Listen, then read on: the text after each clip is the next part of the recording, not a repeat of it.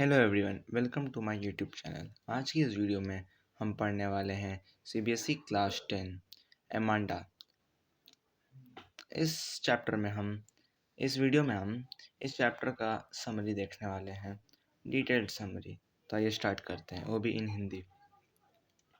यह कविता एक छोटी लड़की के दिमाग की स्थिति को व्यक्त करती है, जिसे लगातार उसकी माँ द्वारा करने और न करने के बारे में निर्देश दिया जाता है। अमांडा नाम की लड़की और उसकी माँ जो गलतियाँ के लिए उसे परेशान कर रहे हैं, उसकी माँ उसे कंधे न उठाने और सीधे बैठने की हिदायत देती थी।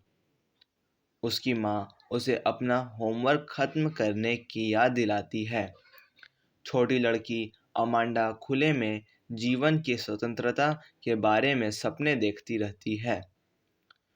उसकी माँ को भी लगता है कि बहुत सुस्त तरीके से बैठी है।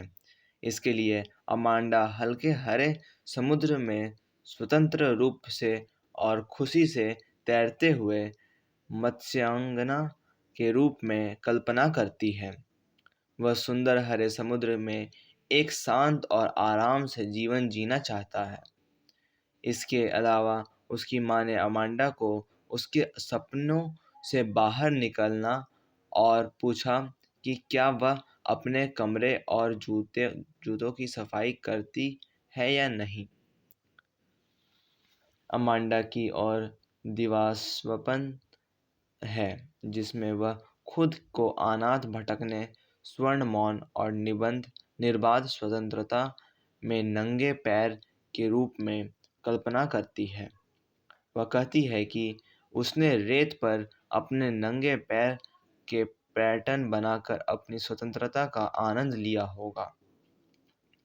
वह एक शांतिपूर्ण जीवन जीते। उसकी माँ की घिनौनी शिकायतें उसका दिवास्वप्न तोड़ देती है। माँ ने अमांडा को अपने मुहासों और फुंसियों के कारण चॉकलेट नहीं खाने के लिए मना किया था। जब वह उससे बात कर रही होती है तो वह उसे नहीं देखने के लिए उसे डांटती है। अमांडा एक और सपना का आनंद ले रही है। अब वह खुद को रपंजेल के रूप में कल्पना करती है, जो एक परी कथा का एक चरित्र है और शांति से एक विशाल टावर में उसकी तरह रहना चाहती है।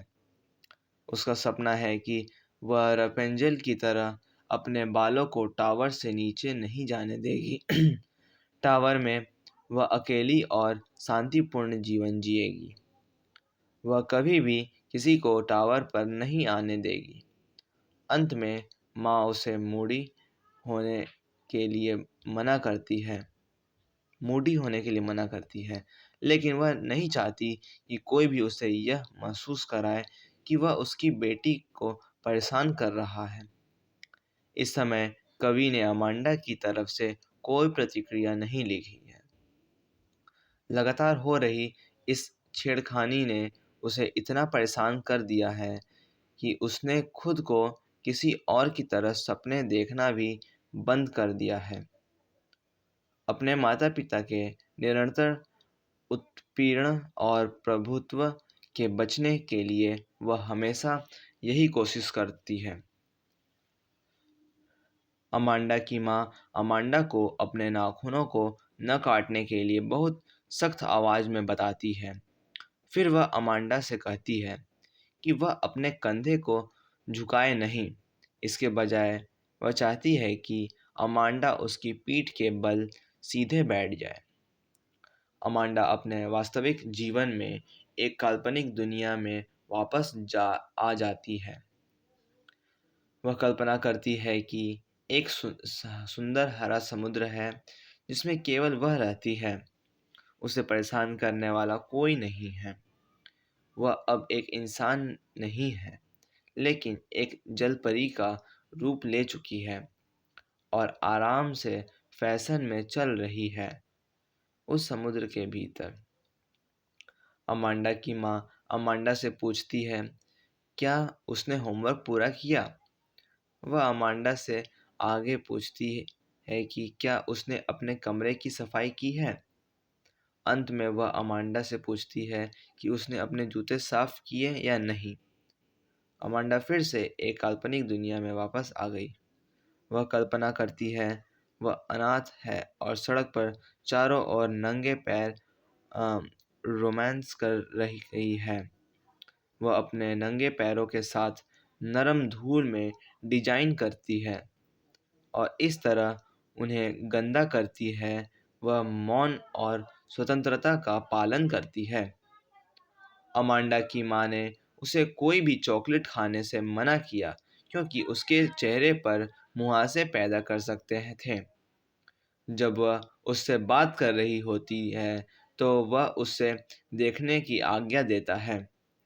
अमांडा अपनी काल्पनिक दुनिया में वापस आती है और खुद को रपेंजल होने की कल्पना करती है। वह कल्पना करती है कि वह टावर में अकेले रहने के लिए खुश है क्योंकि उसे चिंता करने की कोई बात नहीं है।